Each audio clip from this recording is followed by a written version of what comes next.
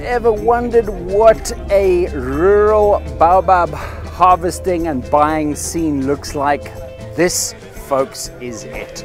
We're in northeastern Zimbabwe. It's a very remote, very arid area. These are the fruit that people are bringing to this collection point. Here they bring them in their bags, they're sorted and checked for quality. The ones that pass the quality stamp are then weighed,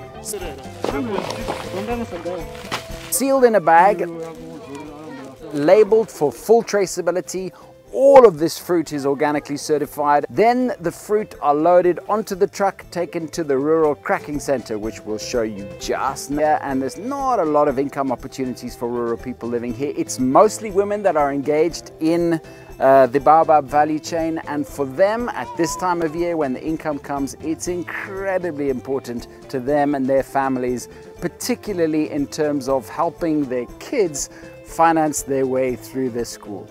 So now let's go take a look at one of those rural cracking centers. These are the centers where the fruit get cracked and processed, and these are huge centers of employment in these very dry areas. This is one of many of Baobab's rural cracking centers. The fruit come from the point where they've been purchased from the harvesters and they get brought here. They're unloaded from the truck, stored here, and then they go into the cracking center for them to be cracked open, the pulp and seed extracted.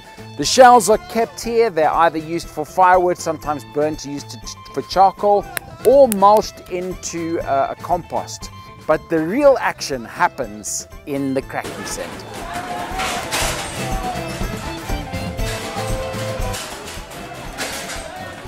This is the cracking center here. The whole fruit are cracked open with a guillotine, and then the pulp and seed is manually extracted, bagged and sent off to the factory for further processing. So the traceability system, incredibly important for us to be able to identify exactly which harvester produced which batch of baobab. So every single bag is labeled down to the individual harvester who supplied the fruit.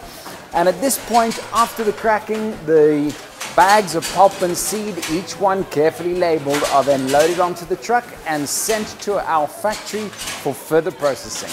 The employment creation opportunities from rural harvesting of baobab are very substantial, not just from the cracking, which employs 30 to 40 people per cracking center, but also from the unloading of the raw fruit and the loading of the processed pulp and seed onto the trucks. That's pretty much a full-time job during the harvesting season.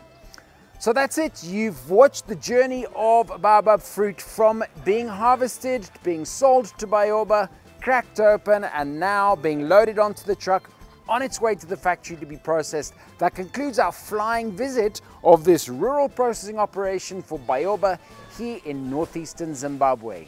14.4, 12.6.